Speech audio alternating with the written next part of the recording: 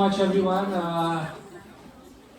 Post-lunch philosophical discussions are dangerous.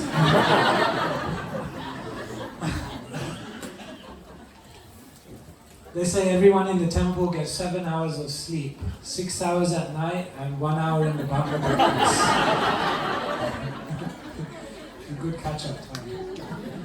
Alright, so what I'm going to do is I'm not going to give you a long philosophical talk. I'm just going to do one more section with you, all about the mind, because I think that's an important one.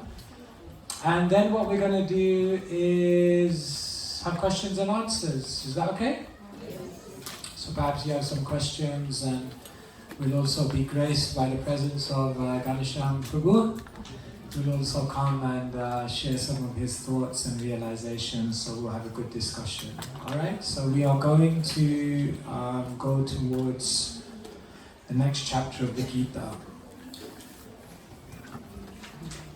Krishna has told Arjuna what is success, he's told him his identity, and he's told Arjuna it's simple, you just have to be a karma yogi, just work in the world and remember me. Tasmat sarveshu kaleshu ma manusmara yudhyacha. Therefore at all times, Arjuna, remember me and at the same time fight. Arjuna says it's difficult, but I have a mind. And the mind, Krishna, is not easy to control. So this chapter is all about the mind, and it's called Dhyana Yoga. Dhyana means focus, isn't it? Just like Zen, the word Zen Buddhism. Zen comes from the word Dhyan. So focus is required if you want to be materially successful, and focus is also similarly required if you want to be spiritually successful. Basically now people are very distracted. Their mind is all over the place. We say the advancement of civilization is like this. First we were nowhere, and then we advanced and we got somewhere, and then we invented technology and now we're everywhere. But because we're always on our devices, we're always elsewhere, and therefore practically we're nowhere. And that perhaps is the story of the world we're living in today, that sometimes our mind is in 50 million places and every other place except the place where we are right now.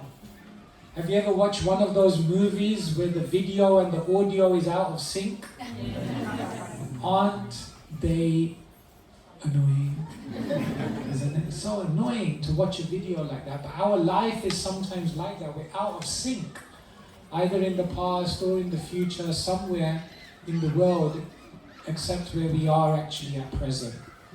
So therefore, Arjuna says to Krishna that, Krishna, I don't know if it's going to be possible for me. Krishna says you have to control your mind. And Krishna says you can control your mind in the world, but if you don't want to control your mind in the world, then you'll have to go to the forest and become a tyagi. That's what you're proposing. So therefore, let me now tell you how difficult that is. This is called teaching by impossibility. If you want to convince someone to do something, then you give them all the arguments why they should do it. But if they still don't listen, then you have to show them how the alternative is impossible. And then they're like, okay, I'll do it then. Just like Prabhupada wanted one devotee to become a temple president. Don't do it. It's such a hard thing when you're in a leadership position. No one wants to do it. So Srila Prabhupada knew this person wouldn't want to do it. So he called the person, he said, call him. So someone went for him, he said, Prabhupada is calling you. Oh no, he's going to ask me something hard. So he was bracing himself. Prabhupada was thinking, how will I convince him to be temple president? So he came in the room, he was thinking, it's going to be hard, it's going to be hard. So Prabhupada said, I want you to do one service. Said, oh no, it's going to be... He said, I want you to take sannyas. So my God, this worse than I thought. Sannyas! Because I was coming out of my body, my subtle body was like revolving on the... And then Prabhupada looked at him and he said, okay, you don't have to take sannyas. Just be temple president. Temple president, anything! I'll do anything, no sannyas.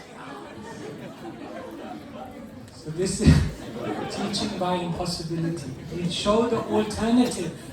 Okay, then I'll do this one. So Arjuna doesn't want to stay in the world. So Krishna says, okay, you don't want to stay in the world? You're saying it's too hard? Let's look at the alternative then. So then Krishna says you have to become a Stanga yogi. Now Krishna is going to explain this, but before we even get to Astanga yoga, we have to understand how disturbed our mind is. Today, live in this room, we are going to scan someone's mind.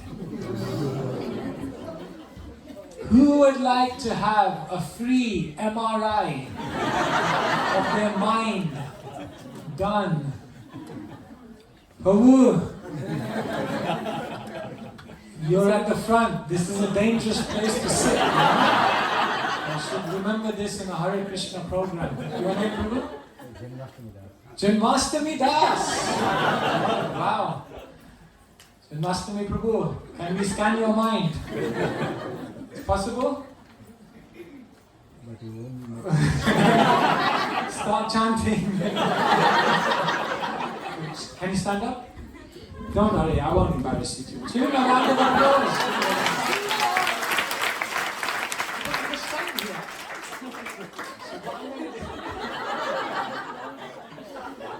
What I'm going to do, no, you have to look at the screen. You don't want to see everyone's face. No, stand here, but look at the screen. Yeah, stand here. So what I'm going to do is I'm going to show you a line, and I want you to tell me where along the line you would say your mind generally is. And everyone else, you can also do this, okay? So, on the continuum of your mind being more in a mode of comparing, criticizing, competing, or are you more on the side of being appreciative, encouraging to others? Where would you say generally you are most of the time? Where along this line? You put your hand there, where you want to say. I want to see. Put your hand on the line. Just put it again. I need to see. Okay. About here? Like here? Yeah. Okay. My hand doesn't lie. Okay, good. Alright, next one. Generally, does your mind look for more short term? What's the short term benefit? Or do you think your mind is more like, what's the long term? Where are you along this? Generally. Prabhu is very humble, huh?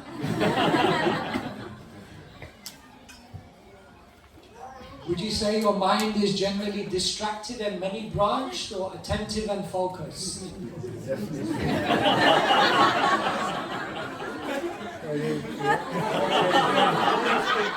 It's all coming out now. Would you say generally in your mind you're controlled by fear, or are you inspired by dreams, adventurous? Tell me. Here? Here? Like here? Okay. Yeah. Alright. Very good. Or usually overthinking and procrastinating, or analyze, articulate, and make a course of action. Will you ask your wife?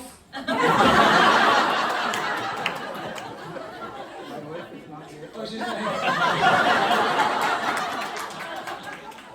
Alright, somewhere here, like this? Fair? Fair? And do you generally think your mind is very rigid? Once it has a plan, you can't move? Or flexible? Okay, life has changed, let's go with the plan. Where would you say? Depends, generally. Are you quite rigid or are you more flexible?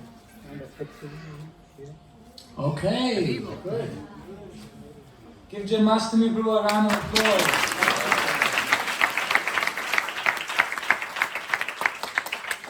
Friends, this is Janmastami Prabhu's MRI of his mind.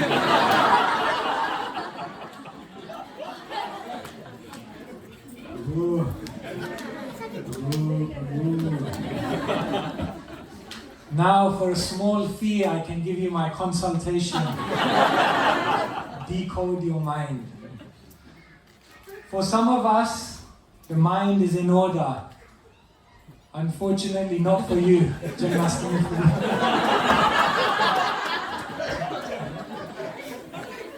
For some of us, the mind is on the border. And for some of us, the mind is out of border. I hope you're chanting around this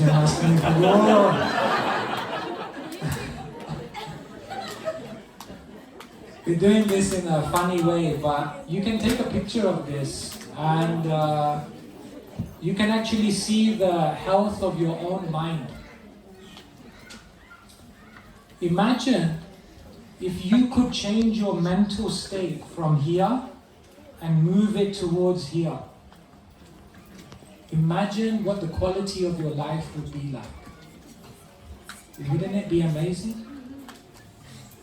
Krishna in the Gita is actually teaching Arjuna how to shift his own mental state. The World Health Organization now says that the biggest problem in the world in the next coming decade and beyond will be mental health. Because we don't know how to control our own mind, isn't it? So therefore, mind, very difficult. M stands for magnify. The mind always makes things bigger than they are. I stands for invent. The mind sees one thing and then invents a whole story. N stands for negative. Mind is always meditating what will go wrong, what I did wrong, why they are wrong, wrong, wrong, wrong. And D stands for distraction.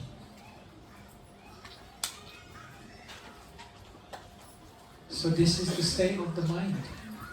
And Krishna says, Arjuna, I'm giving you a very practical way, but if you don't want to control your mind through karma yoga, then you have to do Ashtanga. Like now Kumbh Mela is going on. IIT Baba.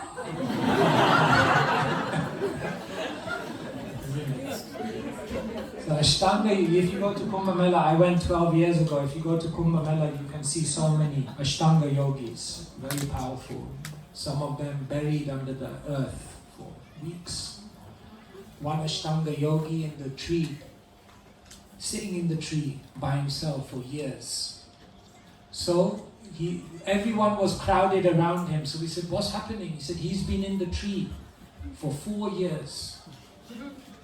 And he hasn't said one word. So if you don't speak for 4 years, all the husbands are like that. If you don't speak a word for 4 years, then you get a siddhi called Satyavak. And this means as soon as you say something, definitely it will happen. So everyone is crowding around. Give me this, blessing, blessing, Satyavak. So in Kumbh Mela you can see all kind of Ashtanga yogis. In the midday sun, I saw one Ashtanga yogi in the midday sun. Understand? Indian sun. In the middle of 5 fires, meditating. So these Ashtanga yogis, they are still present. So Krishna is saying, you want to become like that? What is the process? Yam, Niyam, Asan, Pranayam, Pratyahara, Dharana, Dhyana, Samadhi. You want to get to dhyan, you want to control the mind, then you have to go through all of this. Modern day yoga just takes this. They just take asana and pranayama, little bit of that, and they say this is yoga. It's only a small part. So Krishna is telling Arjuna the whole system. You have to go to the forest, you have to wear a deer skin, you have to focus your eyes on the tip of your nose. Go on, try it now. Go on, try. Focus on the tip of your nose. I just want to see what it looks like. A room full of people concentrating on the tip. It's very difficult, no? Celibacy, you have to be away from everyone. So when Arjun hears this, Chanchalam himana Krishna pramati balavadridam dashaham nigraham manye vayuriva sudushkaram. Says, Krishna, you think I'm going to be able to go to the forest? Chanchalam, my mind is so unsteady. Pramati balavadridam, stubborn, obstinate, very difficult to control. Krishna vayuriva sudushkaram, to control my mind more difficult than to control the wind. I don't think, Krishna, I can go to the forest and control my mind. Krishna says, therefore I told you, be a karma yogi. Just be the temple president. Don't take sannyas. And then Krishna looks at Arjuna. Asamsayam mahabaho manodur nigraham chalam abhyasena tu konteya vairagyena chagriyate. Krishna says it's difficult to control the mind, but it's possible. Abhyas and vairagya. These are the two keys. If you want to control your mind, then what you have to do is abhyas, practice, and vairagya, ignore. You have to become expert in the art of knowing when to ignore the mind and when to remold the mind. Because basically what happens is, as the day goes by, the mind is constantly moving up and down. See? 1 a.m. asleep, 4 a.m., 5 a.m., alarm clock goes off, oh my God! Okay, then we finally accept, I'm awake, I'm moving, 6 o'clock, chanting, 6 rounds done, 15, 16, up, then it goes down, relax.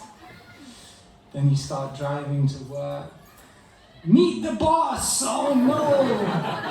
Calm down, and you carry on, you know. Argument! Calm down. Wife calls! So like this, you understand, the mind is going up and down the whole day, isn't it? This one you don't need MRI, you see it every single day.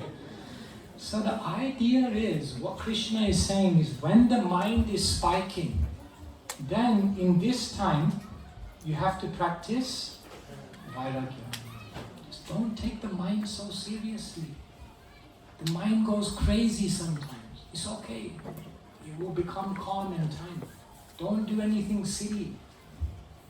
And then, in times when the mind is calm, see these times, then what you do is you do abhyas. Abhyas means, what is abhyas? That means chanting, reading, reflecting, basically spiritual practices. And Krishna says, if you spend enough time doing spiritual practices, and then in the day when your mind is spiking, you learn just to observe the mind instead of identifying with the mind, then what happens is, over time, the psychology of your mind will change, you see. Basically what happens is, imagine this is a kid playing a computer game, FIFA or something, right? Then, oh no, he scored a goal, and he's so into it, like into the computer game. But the amazing thing is that the parents are looking and they're just kind of laughing, because they just know that's just a computer game. So he has a certain perspective of life, but they have a deeper perspective of life. But it's said that the yogi, they have even a deeper perspective of life than that. See, this person is acting out of emotionality. But they are seeing everything out of emotionality, but they're also seeing rationality. But the spiritualists, they are seeing emotionality, rationality, and spirituality. So just like they laugh at him saying, why is he taking it so serious? It's just a computer game. The spiritual person sees the whole world and says, you know what, the whole world is a computer game. The whole world is virtual reality. Why do people take it so seriously? They're identifying with the mind, and a devotee, a yogi, is able to detach themselves from the mind. And so, in this whole chapter, if you read closely, Krishna is actually teaching Arjuna how to remold his own mind. And if you learn this art, remember that mind scan, if you make the shift, then your experience of life will be transformed. And so, Krishna teaches us, is the mind the root of consciousness? Does consciousness come from the mind? No. So what is the mind? The root. Or if you're in America, route. Create a life that looks good on the outside. Is that the goal of life? Create a life that feels good on the inside. In other words, what's the point of having all the things to show under the sun to the whole world if our inner world is full of chaos? Don't just create a beautiful external world. Craft a beautiful mind. Maybe that is more important. Don't identify with the mind. Instead, just identify the mind. And stop the mind from straying away. Can you ever stop the mind from straying away? No, Krishna says, Yato nischalati manaschanchalamasstiram. Krishna says, stop the mind from staying away. Whenever the mind strays away, it doesn't have to stay away. Because what you can do is you can bring the mind back under the control of the self. Therefore Krishna says, Yato nischalati manaschanchalamasstiram tatastato niyamyetad atmanyeva vasamnayet. From wherever the mind wanders due to its flickering nature, bring it back. Okay? So like this, Krishna tells Arjuna, you have to do karma yoga, you have to stay in the world. And it's hard because you're living with the mind. But if you try to control that mind through Ashtanga yoga, see you later, alligator, as they say. It's not going to work. It's too hard. It's difficult. Therefore, you just need to know how to remold the mind. And there is spiritual technology that can help you to do that. So, we've only reached the 6th chapter of the Gita, but just see how much wisdom Krishna has shared with Arjuna. You know how long it took to speak the Bhagavad Gita? About 45 minutes, right? Everyone always says 45 minutes. I don't know where they got that from. I haven't actually read that, but I'm sure it's somewhere. So if the Gita took 45 minutes to speak, then 6 chapters probably took about 15 minutes. Just look at how much Krishna has said in 15 minutes. It's enough. In 15 minutes, Krishna has said so much about life. This is the power of Krishna's words. And there are so many other things to explore, but we don't have more time today. And also, my purpose here is not just to overload you with so much information, but to leave you with some things to think about. So now what we will do is we'll do a bit of question and answer. Does that sound okay? Yeah, you have some questions. So I'd like to invite Ganesham Prabhu, please come. He will also share. Come.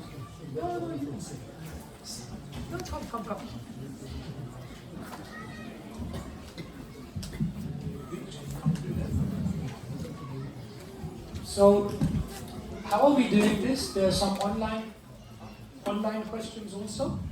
Maybe we can take this. There are some online questions also, is it? Okay, so adjudication, right? Yeah, are you gonna field the questions, or how do we do this?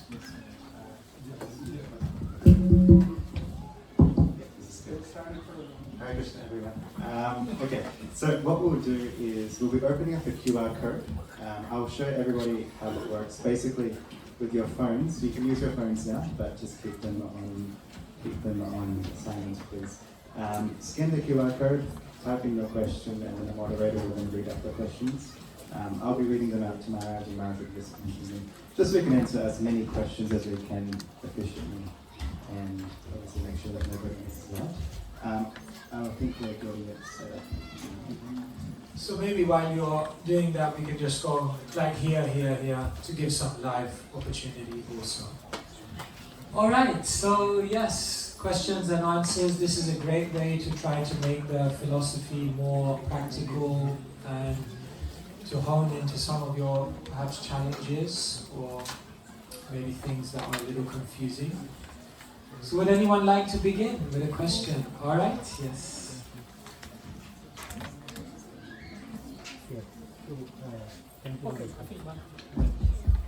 Hare Krishna, my name is Swami.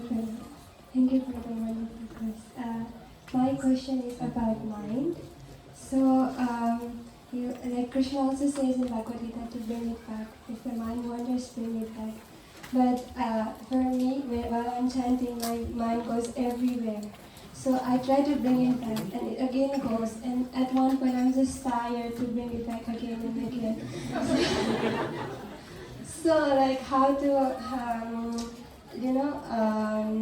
have that patience that one day it will, my mind will maybe help me in my chanting and everything. So, how to have this patience?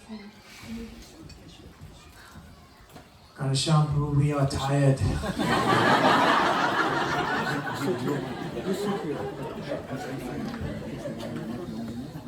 Krishna Maharaj, whatever inspire me to speak, I will speak. Mistakes are all mine. Whatever good that comes out, it's because of the inspiration of Maharaj.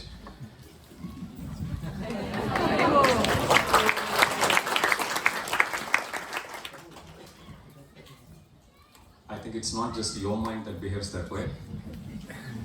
In fact, sometimes between devotees, when we start to say about our background, how we came to Krishna consciousness, if you watch sometimes devotees, how they try very hard to put themselves down. They would say, I'm very fallen. Oh, you don't know how fallen I was. Oh, you don't know how more fallen I was. So we're all in the same boat. However, I can repeat if I can from what my Guru Maharaj said. He said, if somebody says, I feel sleepy when I am chanting, it is great progress. Because the very first time when somebody taught us how to chant, we were holding and we were a little scared to chant. We didn't even know, am I doing it right? So from that position of anxiety, we have come to a position wherein we are feeling very relaxed, so much so that we are falling asleep. So he said that's a great progress. Imagine if somebody said there is a time bomb here. Nobody will sleep. But then if somebody says, okay, there's going to be a lunch, again nobody sleeps. But the whole point here is, in this all struggle, we come to a position of being stable.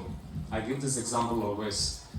How many of you have this experience of feeling sleepy during class?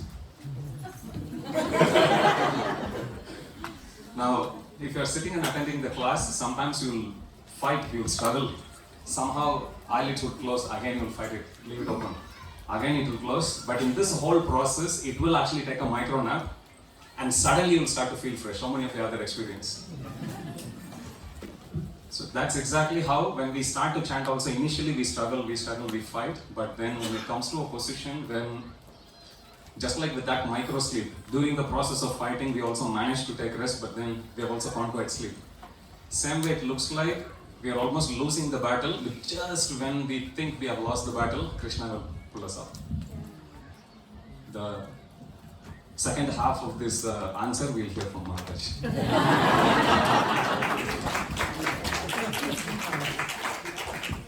No, I think that was wonderful for sharing.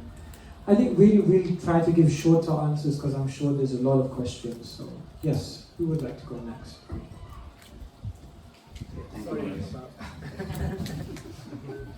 Thank you, Maharaj, for the class. Maharaj, you were defining about success definition is wrong, which is causing the problem. Sometimes we take, even in spiritually, we define this is if I do, this is successful in spiritual. Sometimes, many times, that is also maybe go wrong. How do you identify, are you really defining spiritually successful? Yeah, thank you. That's such a good point. Yeah, sometimes we redefine success and we know success is spiritual, but in spiritual life we also bring in a materialistic mentality. One time Srila Prabhupada said, my mysticism was that I brought the spiritual world into the material world by creating these temples. But your mysticism is you brought the material world back into the spiritual world. Because even in our community, sometimes the way we relate to each other is very material. Yes, we are Krishna conscious, but then we lack generosity, we lack kindness, we lack humanity, we lack tolerance. So, we live in a world where we've been defined by numbers, isn't it? Your percentage in a test, your power in a ranking, your popularity on Instagram, your profit in your bank balance, all numbers. We're always measuring people, measuring ourselves by numbers. Einstein said, not everything that counts, not everything that can be counted counts. And sometimes the things that can't be counted count for more. There's only one measure of spiritual success, and that's purity. There's only one measure of spiritual success, and that's humility. There's only one measure of success, and that humility, that purity brings about love.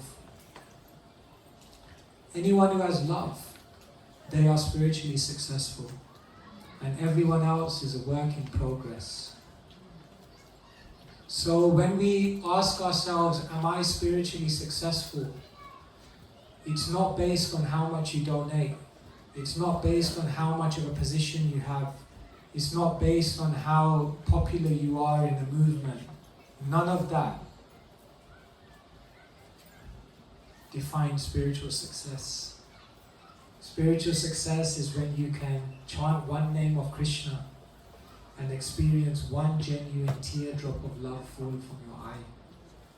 Then you can say, I'm successful. So, we're waiting for that one name. That one name of Krishna that we can chant in pure love. We've got to chant a lot of names to get to that one name. So let us remember that as success. Alright. Is it here or there? Okay, we'll go back there and then we'll get to your chapter. Yes. Left you at the back.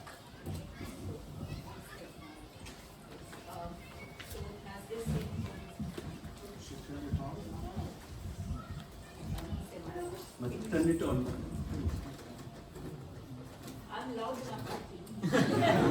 You can shout and then we'll Yeah, so as they say, there's very little difference between a genius and madness, you know. So according to the chart of yours, what's that tiny difference between overthinking and analyzing? Oh, okay. Nice question.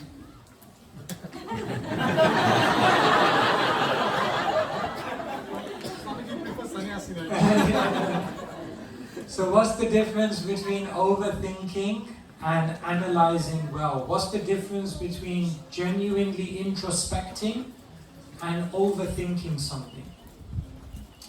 There will be a few ways in which you can understand what's the difference.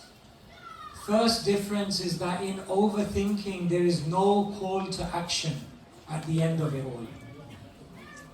Isn't it? Have you ever met like two devotees come together and then they talk, oh GBC this, ISKCON problems, the temple's like this, and after 3 hours of discussing, anyway, what's for lunch? So, okay, it's so much you to thought, but then what did it amount to? So overthinking means no call to action. Analyzing and introspecting means after all of your thinking you realize this is what I have to do. Make sense? Another difference between overthinking and analyzing is overthinking is just doing gymnastics in your mind. But analyzing means let us bring in the wisdom of the scriptures. Let us bring in the wisdom of the great saints. Let me see all of my thoughts and ideas and let's see what they can add to help me upgrade my thinking. So in overthinking, you're just using your own limited thoughts. But in analyzing, you're bringing in a powerful lens through which to see your thoughts. Make sense?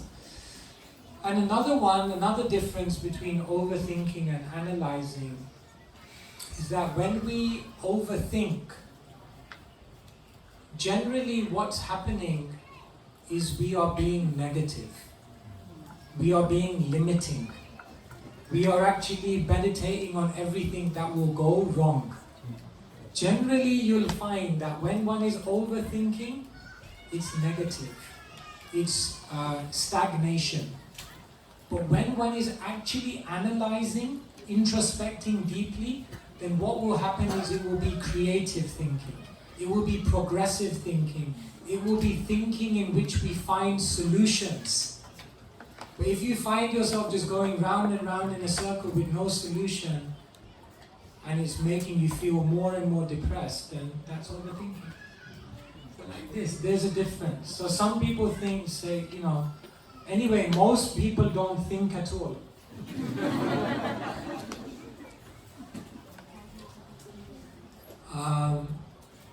And then a small percentage overthink.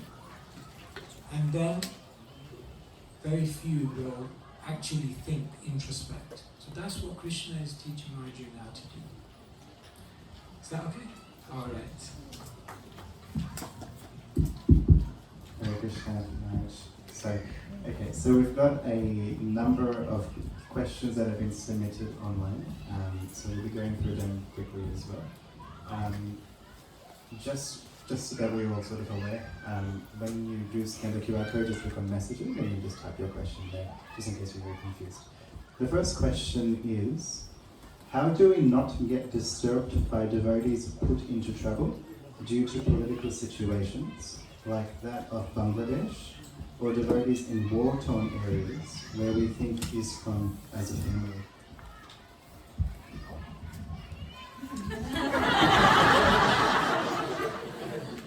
How to not be disturbed. We should be disturbed, definitely. When devotees asked Prabhupada, why did Arjuna cry after losing Abhimanyu, despite having heard the Bhagavad Gita in its entirety? Doesn't Arjuna know that he's not the body, but the soul? Prabhupada says, devotees are in knowledge. That doesn't mean they should be deprived of emotions altogether. Prabhupada went on to say, yes, Arjuna was momentarily disturbed. But what did he do right after that? In the entire Kurukshetra war, he inflicted maximum damage on that day. So rather than getting bogged down by apparent reversals in life, Arjuna increased his service for Krishna. So in this situation, like Bangladesh, over the years we have seen similar situations in other countries as well. So definitely we should be disturbed and we should do whatever we can at all levels. Political level, humanitarian level, spiritual level. So devotees around the world, they do kirtans, they do some demonstrations also in some countries. You will see outside embassies, they appeal to the political leaders. And in this way, through multiple channels, we need to do but in a Vaishnava way.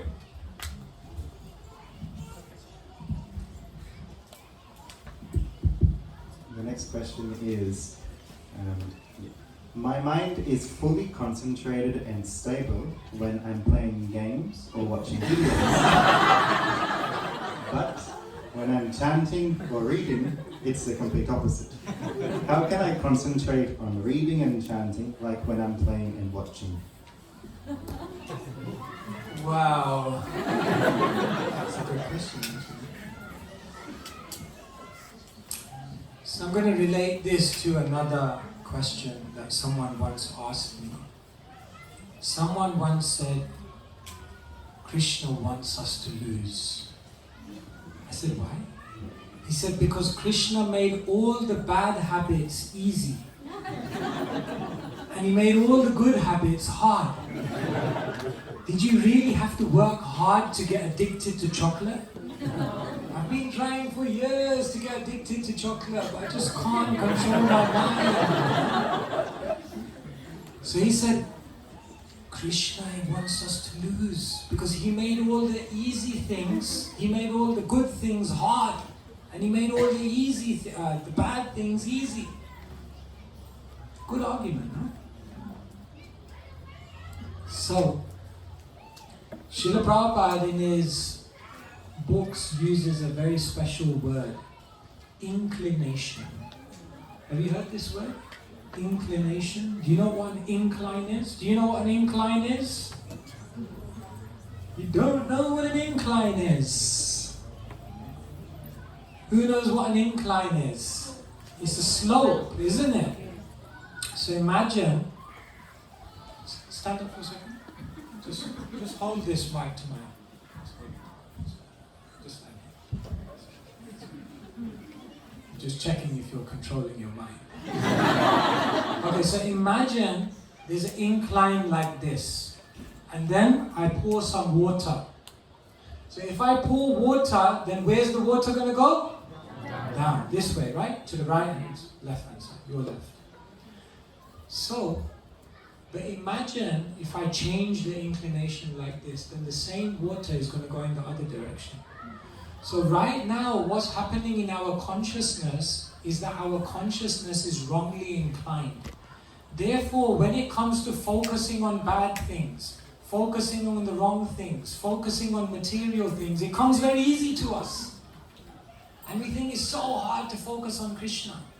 But what happens is over time, through spiritual practice, you actually reawaken your original incline. And then, what to speak of focusing on Krishna, you won't be able to forget Krishna. Right? When Uddhav came to... You could have been there a long time. We speak for a long time. When Uddhav came to Vrindavan, then Uddhav ji said to the gopis, don't worry, Krishna. He said, if you meditate on him in your heart, then you can remember him. The gopis looked at him like, what are you talking about? The problem is not that we can't remember Krishna. The problem is that we can't get him out of our mind. So in the beginning, it's hard to remember Krishna, isn't it? When you put your hand in a bead bag. One devotee said, my mind during japa time is like a horror movie. It's like that, no? So it's very difficult in the beginning because we're changing the incline. It takes some hard work there. But gradually what happens is it becomes more and more effortless.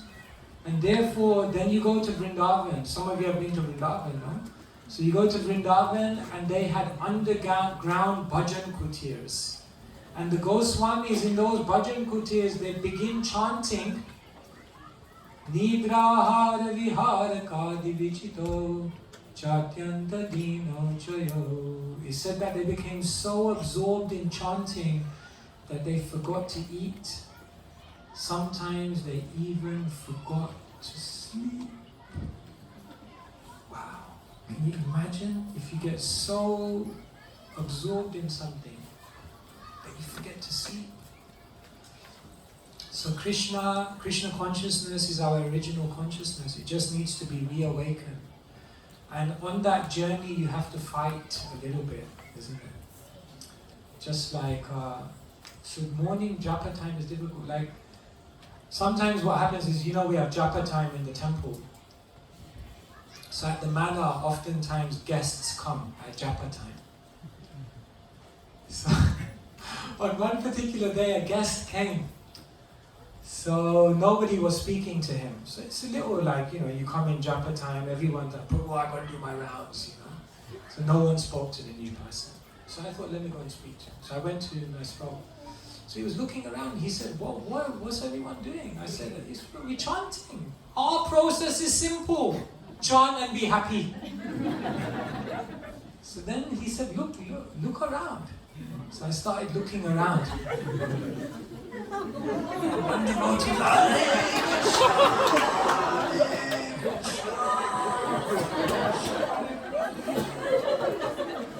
another devotee was like ready for his sleeping bag. Another devotee was going around Tulsi at like 100 miles per hour. For the first time in my life, I saw the temple room through the eyes of this person. He said, you guys say chant and be happy. These guys need to go in the mental asylum.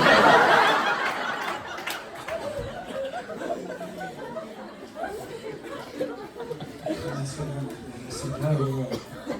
I said, chant, struggle,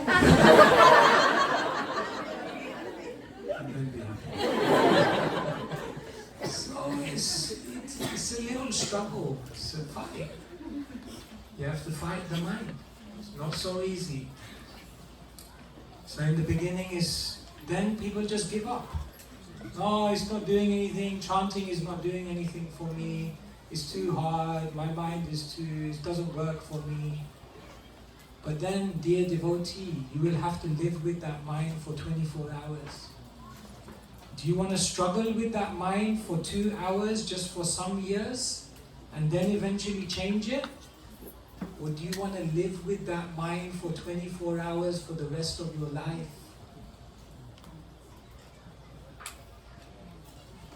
The choice is yours. Alright? The next question is, sometimes there are a lot of stressful situations and things are not working out. In that situation, how do we practice to bring the mind back to spirituality? An example is especially when your health struggles. Sometimes, with an exclamation. All the time. The world is designed to give us trouble. Dukhalina shashvatam.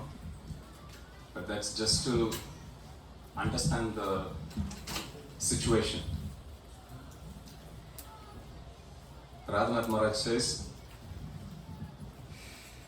that this world is designed to give us trouble, but we don't necessarily need to suffer. And in that context, Maharaj says, when he was asked this question, he gives an example that if you see a puddle of water on the street, after a good night rain, even a little breeze can actually make the water wobble. But no matter how heavy storm comes, no matter how fast the wind blows, the ocean is still peaceful. And the reason is, it is very deep. So Maharaj says,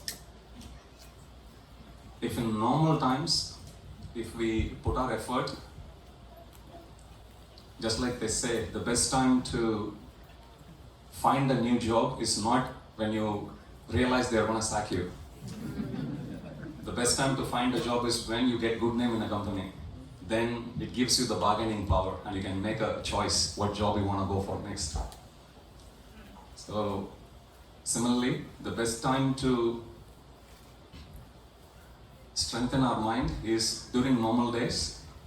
Then when the wartime comes, when stressful situation comes, it becomes very easy for us to take shelter of the strength that comes from that sadhana. But unfortunately, because we are so used to doing everything last minute, right from our childhood days, university days, we still unfortunately carry the same mental makeup when we deal with real life situations.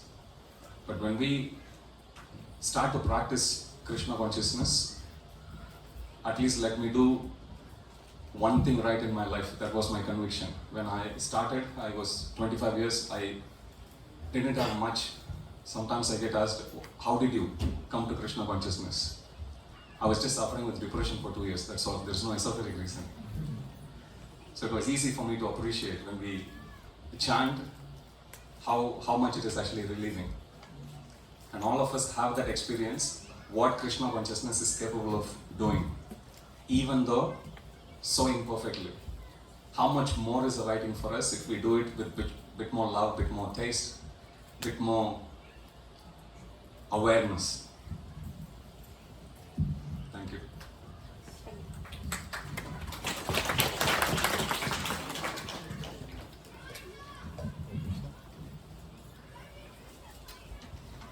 Alright, while you get your mic on, anyone in the audience? Yes, Prabhu? Gaurav.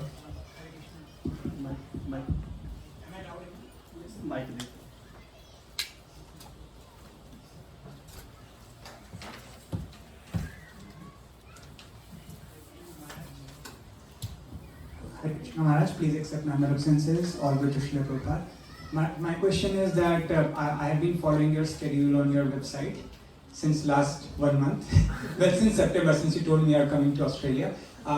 It's been so crazy, like how do you manage to travel and then still stay so balanced? And it doesn't look that you are going to Melbourne in 2 days and then other place, Brisbane, this, that. Because when I travel for a week, then I have to be on bed for next 1 month.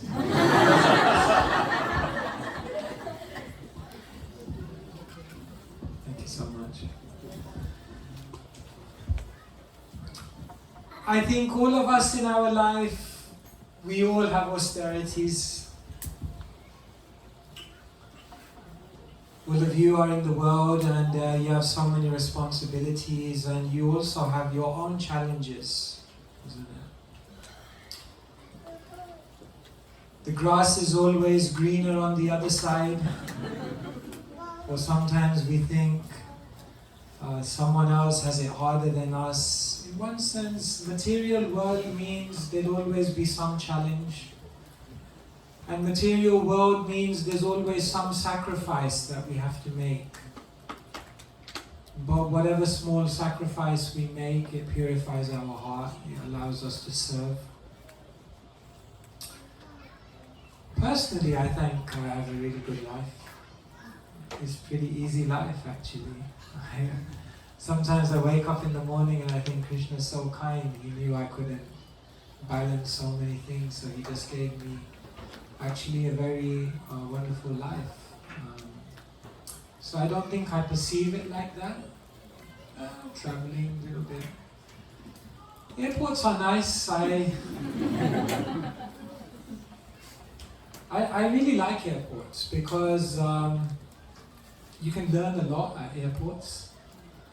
Airports are interesting places because there's no other place in the world where you find all these people who have nothing in common and who are so different to each other, all in one place.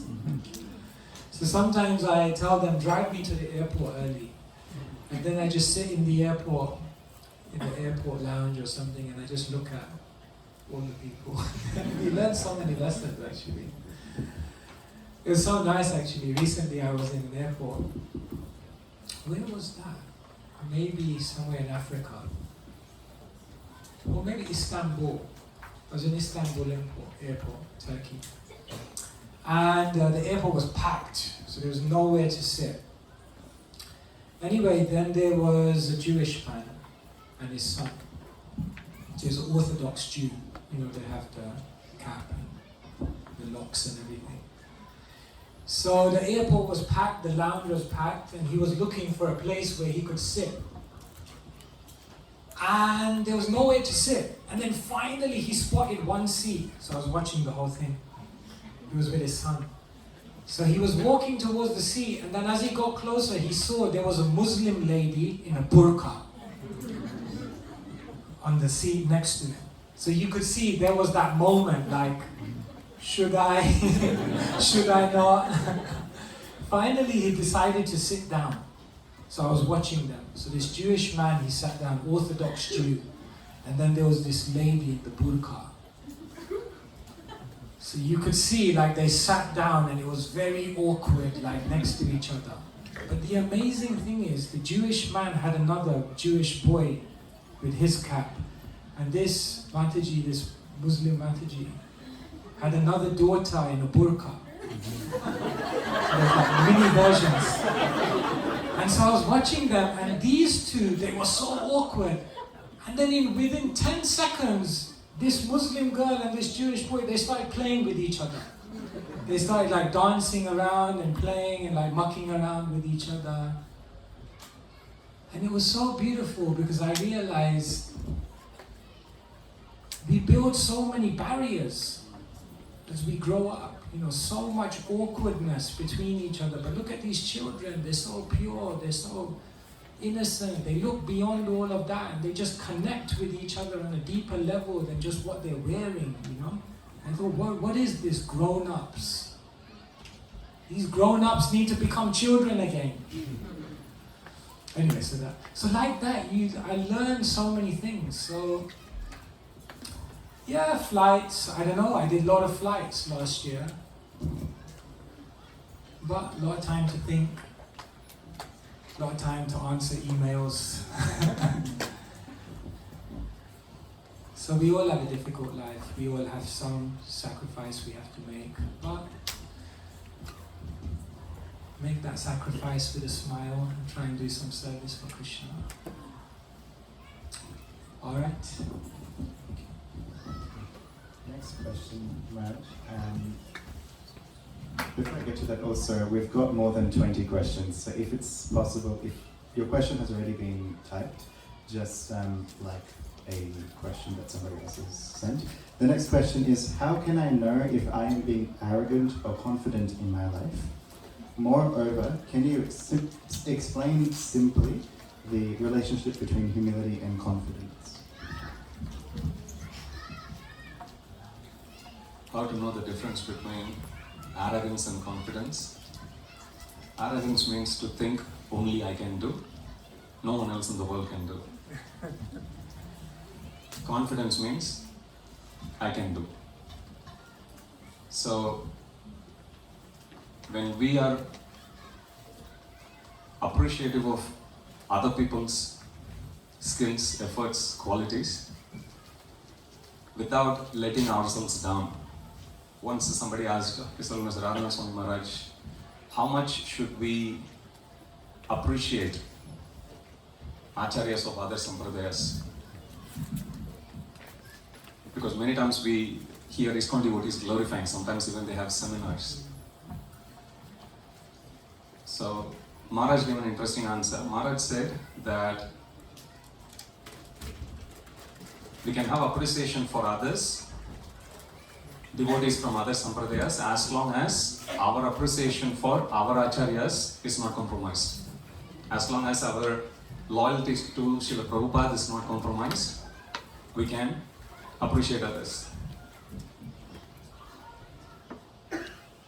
So, confident means we hear the noise from outside, but at the end we make the decision and we go with the calling of our heart, what we are capable of doing.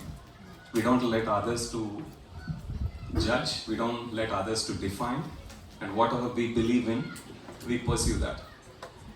And whatever outcome that comes out, that's what we are worthy of, and we should be happy with that. That's how we define success.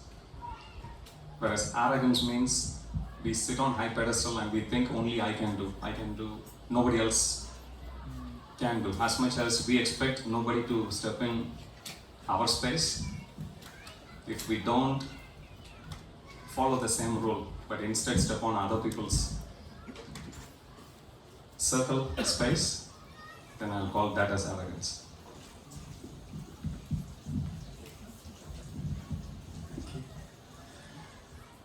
Okay. Oh, you wanna? Yeah, we've got a long list Oh, of you're a long questions. list there. Okay. Yeah. I think we have 10 minutes now, so 10 maybe minutes, it's like sure. time for quick fire. Okay, sure. Yeah, I'll do it with you. We'll just give short. Okay. Question number 1. Is the free will that Krishna gave us really free will? If without Krishna's sanction, a blade of grass doesn't move? Yes.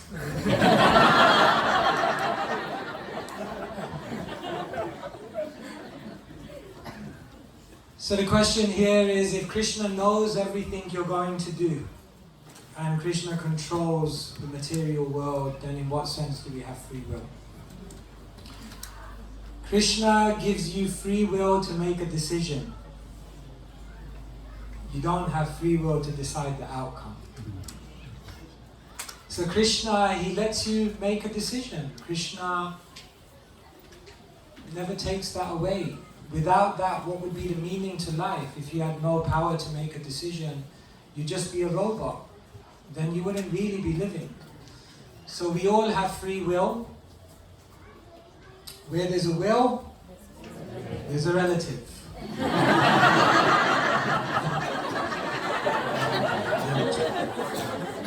Where there's a will, there's a way. Isn't it? So we have a will, we have free will, but Krishna knows everything and Krishna controls the outcomes, but Krishna is reciprocating with us. Ye yatha mam prapadyante tam stapeva bhajamyaham. As they utilize their free will, I respond. So Krishna, being the all-controlling Ishvara, doesn't reduce our ability to have free will, because we can still make decisions. Alright? Thank you, man. How do we become more tolerant and humble towards own family members, as how we are to others with whom we don't spend a lot of time?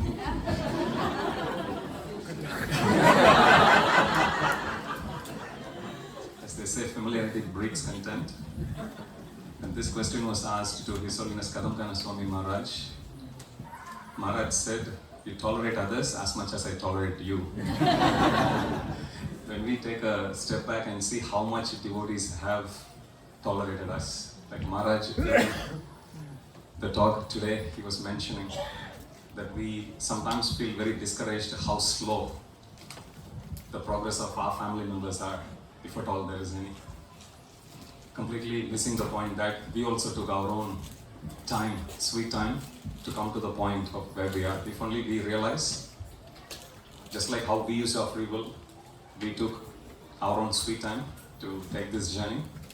Everyone also have their own sweet time. And Krishna is patient, so we shouldn't push anyone beyond what they can handle or hear, so that has to be respected. In this age of AI and data, how do we protect ourselves and our kids from hallucination, false truth? Sometimes it may come from devotees as well. False truth.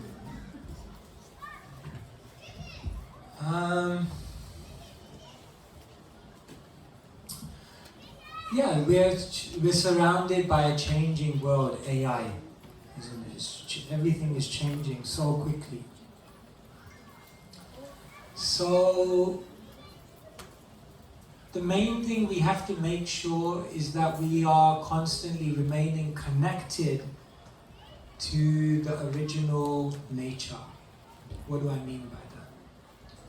Make sure there's time in your life when you go for a walk in a park.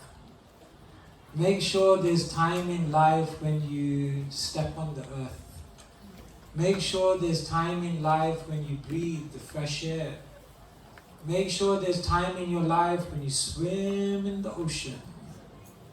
Be in contact with nature, because when we're in contact with nature, it's very purifying to the mind and it helps us to have clarity. but also be in contact with your original nature. What happens is that when we're connected to scripture, then it can protect us from all the lies that the world is feeding us. Many, many lies in the world that we're told. And then those lies become a truth. And then that truth becomes a culture. And then that culture becomes a tradition. And so, he said that Kali Yuga is only resting on one leg. What is that leg? Thanks for being truthful. Yes, Kali Yuga is resting on truthfulness. But one will say, in what sense is Kali Yuga truthful? Do you trust the media? Do you trust politicians? Do you trust your mind? Do you trust the temple president?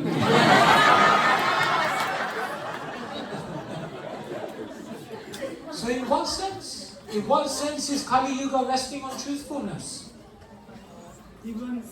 Because the rhetorical question. But you can answer. Answer. Even if we don't have the rest of the three legs, just being truthful, we can achieve perfection. Okay, yes. That is one answer that we have given before. But specifically with regards to this, the reason why Kali Yuga is resting on truthfulness is because although there are so many lies in the world, so many lies, the one thing that's present in the world is Shastra.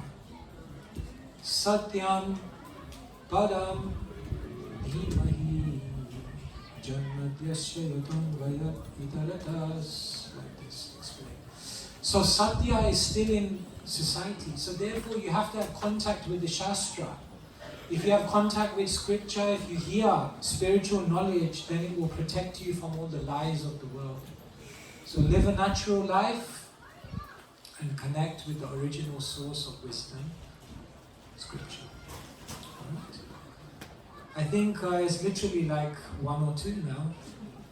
Okay, we have one more. Okay, what is the reference of this one? How do we become mentally strong to make the right decisions? It's my decision to ask you. A mentally strong decision. Please. Can you repeat that question?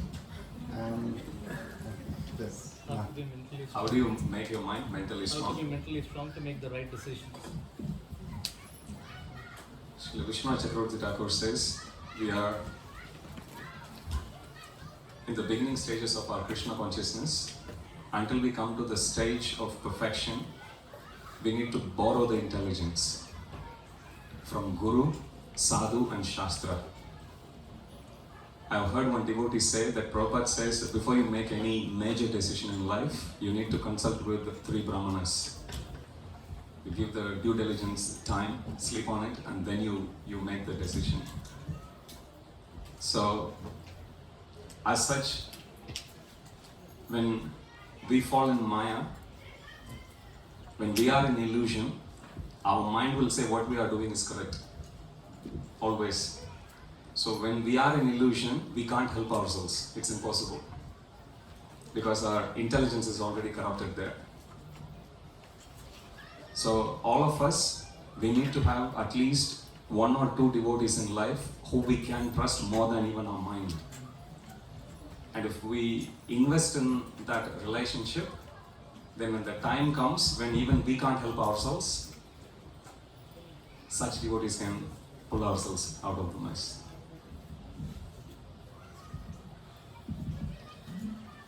Yes, I think I won't add anything to that. I think it's been wonderful to be with all of you this afternoon. Actually, first let's thank Ganesham Prabhu for being here on the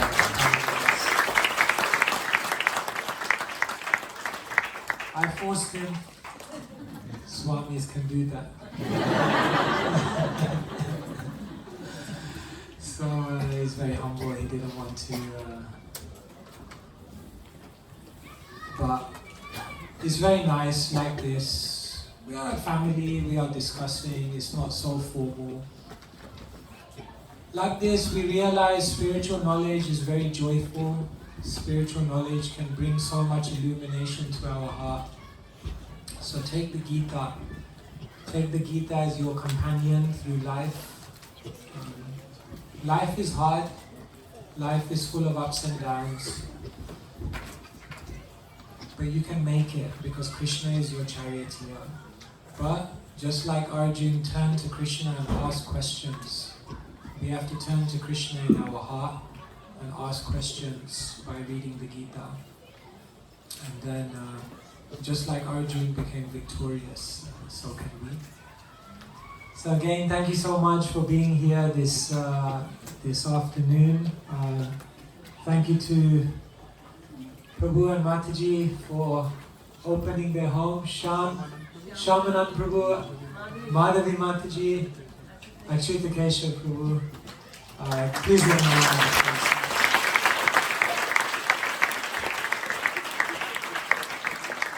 Yes, and we have a gift for you as a small token of our appreciation. I was just saying the other day that all of you have really made your home into temples. This really is like a temple. And we're so grateful. You're such wonderful examples. They do Harinam, Sankirtan, they go out on the street. Achyuta Keshava went to France recently distributing books in Paris. In Paris, when you distribute books, all you keep hearing all day is, no mercy, no mercy. Nobody wants any mercy there. No thanks, no thanks, no time. So I did a marathon once in Paris. So it's not an easy place, and he spent 2 months there with Janananda Maharaj. So this is such a wonderful, this is sannyas actually. Sannyas means whatever you have, you dedicate it to Krishna. So here, the home, the family, everything they have is being utilized for Krishna. So thank you for being such exemplary devotees. We offer our obeisances to your glorious spiritual masters, Holiness Janananda Maharaj, who's a heroic figure in our movement. And we offer you some small gift. Okay, I thought that was like a saffron chadar. You know something I don't? Wishing you the best. Thank you, Prabhu. Thank you so much.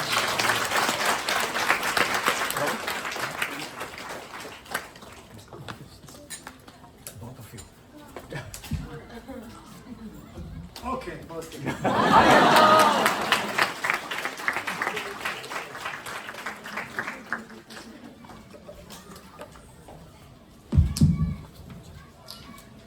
So, Hare Krishna everyone, all glories to Srila Prabhupada, thank you for your association. Vaishnava Seva, Vaishnava Sangha, Ki Jai, Prabhupada Ki Jai, Takoti Vaishnava Vrinda Ki Jai, Gaura Premanande.